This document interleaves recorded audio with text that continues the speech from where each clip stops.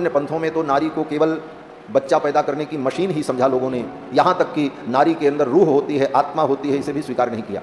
लेकिन हमारी संस्कृति में तो नारी को समानता का अधिकार सदा से प्राप्त रहा है। ये बात अलग है कि कुछ लोगों ने हमारी संस्कृति के ऊपर आक्षेप करने के लिए बहुत सारे मनगढ़ंत तर्क ढूंढे कि नारियों का अपमान हुआ, नारियों के साथ अन्याय हुआ, लेकिन ऐसा नहीं था। जितना नारी का सम्मान हमारे सनातन धर्म में हुआ है उतना दुनिया के किसी पंथ में नहीं हुआ। आज भी नारी का महत्व हमारे यहाँ जितना है उतना किसी का नहीं। नारी के बिना कोई यज्ञ नहीं हो सकता, कोई धर्म नहीं हो सकता। भगवान श्री राम को भी यज्ञ करना हुआ तो स्वर्ण की सीता की मूर्ति बना करके रखना पड़ा, तब उनका यज्ञ हुआ। तो नारी को पुरुषों के समान अधिकार प्राप्त है और वो अपने बल पर भी खड़ी हैं, परंतु नैसर्गिक दृष्टि से अगर देखा जाए तो कहीं ना कहीं पुरुष और नारी में अंतर तो है। उस अंतर को कोई विज्ञान नहीं समाप्त कर सकता, उस अंतर को कोई समाज समाप्त नहीं कर सकता, उसे तो हमें सहर्ष स्वीकार ही करना पड़ेगा। क्यों? बोले कितना भी समानता का अधिकार दे दें तो क्या नारी और पुरुष में पूर्ण समानता हो जाएगी? पुरुष के गुणधर्म अलग हैं, नारी के गुणधर्म अलग हैं। उनकी वाणी में परिवर्तन है, पुरुष की वाणी मोटी होती है, नारी की वाणी मधुर होती है।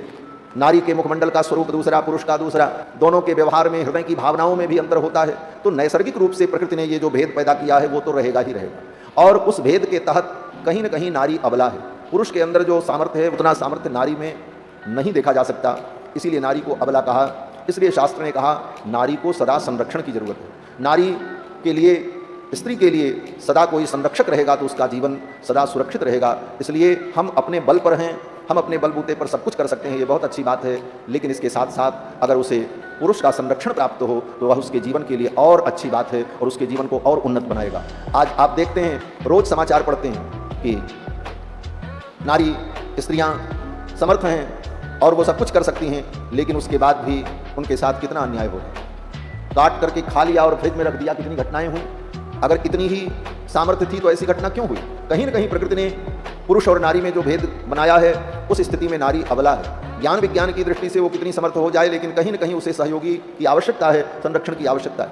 आज भी वो दुर्घटनाएं बंद नहीं हुई, समाज कितना आगे चला गया, लेकिन ऐसी दुर्घटनाएं रोज सुनी जाती हैं। क्यों सुनी जाती हैं? क्योंकि निसर्ग ने, प्रकृति ने जो नियम बनाए हैं उस नियम का हम पूर्णतया उल्लंघन नहीं कर सकते। इसलिए माता पिता का संरक्षण, भाई का संरक्षण, पति का संरक्षण, अपने पुत्र का संरक्षण नारी को प्राप्त हो तो उसका जीवन और भी दिव्य और उन्नत होगा, सुरक्षित होगा, सुव्यवस्थित होगा।